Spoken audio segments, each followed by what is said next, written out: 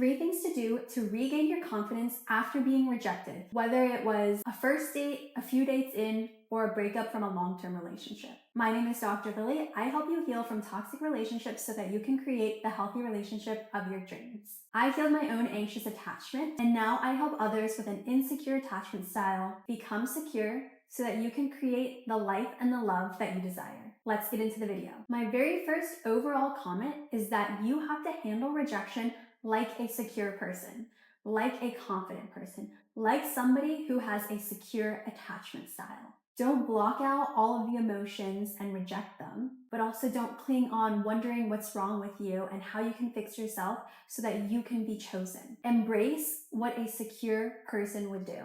I have a video on how a secure person handles a breakup with a dismissive avoidant, or really just how a secure person handles a breakup in general. Check out that video after watching this one. And if you want more content on how to be secure in relationships, make sure to subscribe to my channel. So the first thing that you need to do after you've been rejected is remind yourself of all of the amazing qualities you have.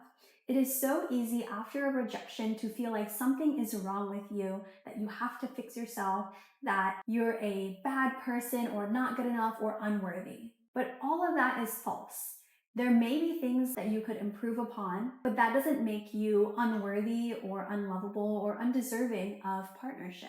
It's easy to look at yourself with negative glasses after rejection, but let's take those off and put on our positive glasses and see all of the amazing qualities that we have, all of the amazing things that we bring to partnership.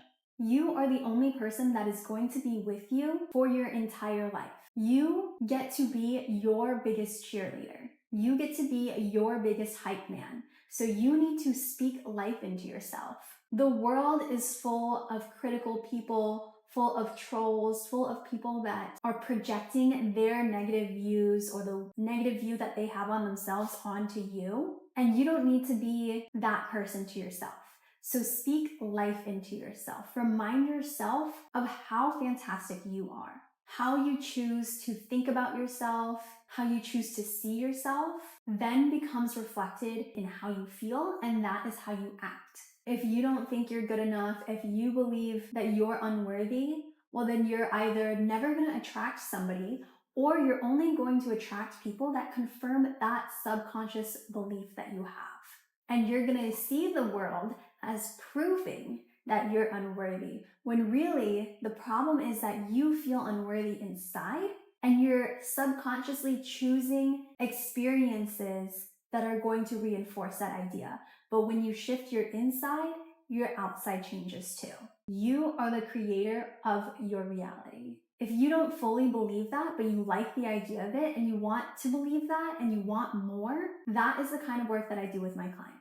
We shift the way that you see yourself, and in turn, that shifts the way that you experience reality. Number 2, you need to pour into your own life. Show yourself that you value your life, that you have a full life, that you have amazing things that fill you up all around you.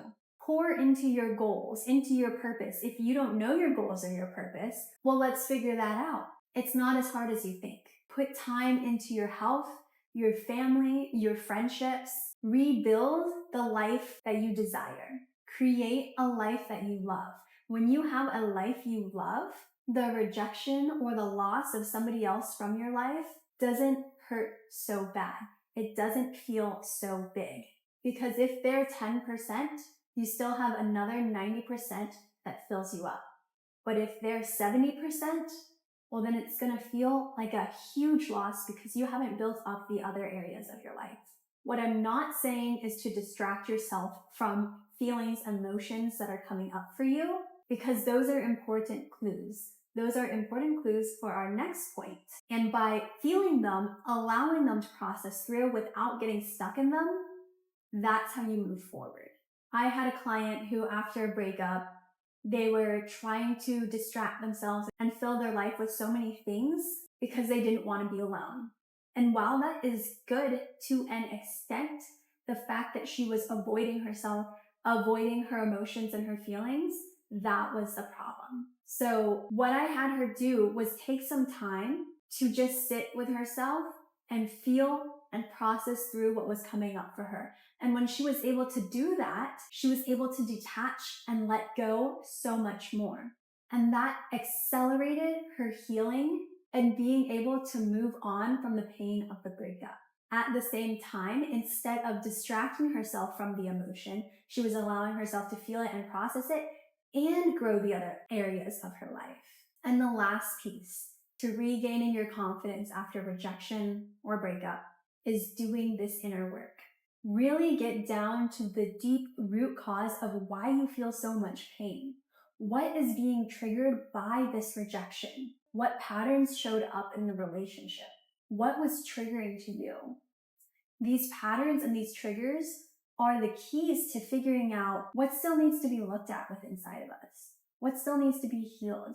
How can we give ourselves the thing that we feel like we're missing, or the thing that's keeping us stuck in a pattern that doesn't serve us anymore?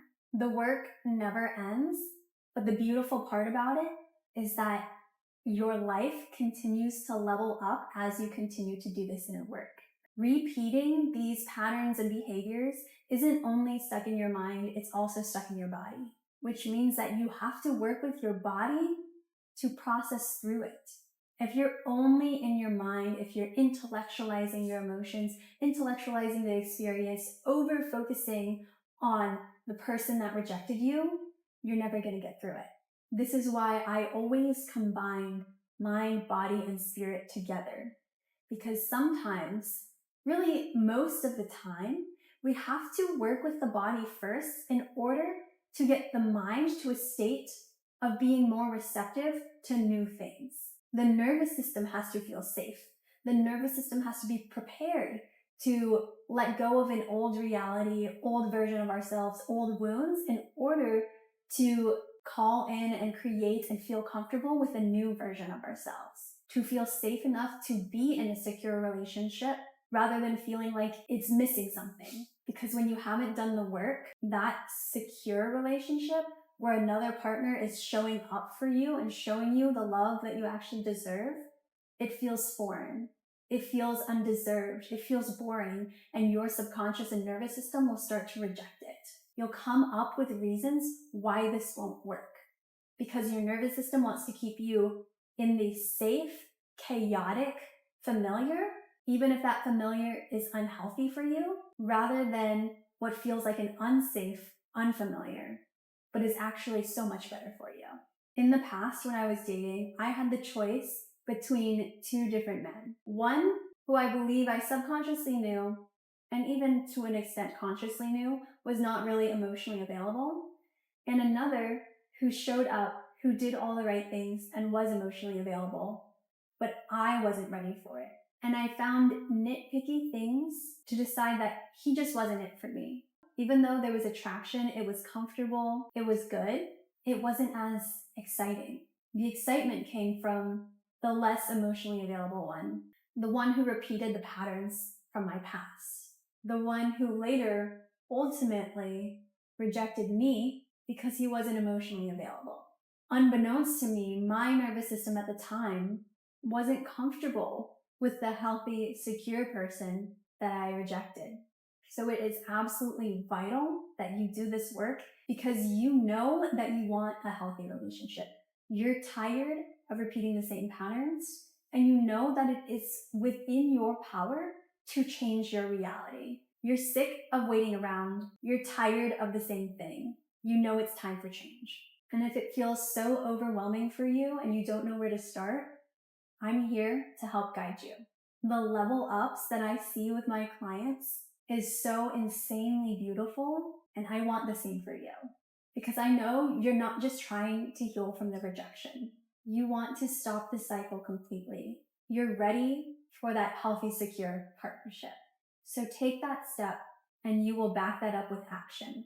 Because you can learn, study, read, listen to all of the advice, but what are you going to do with it? All of these tips will make you happier with yourself, become a healthier partner, and put you in alignment with the partner who's really right for you. If you found this video helpful, please give it a like, subscribe to see more videos like this. I post new videos every single week, and I'll see you next time.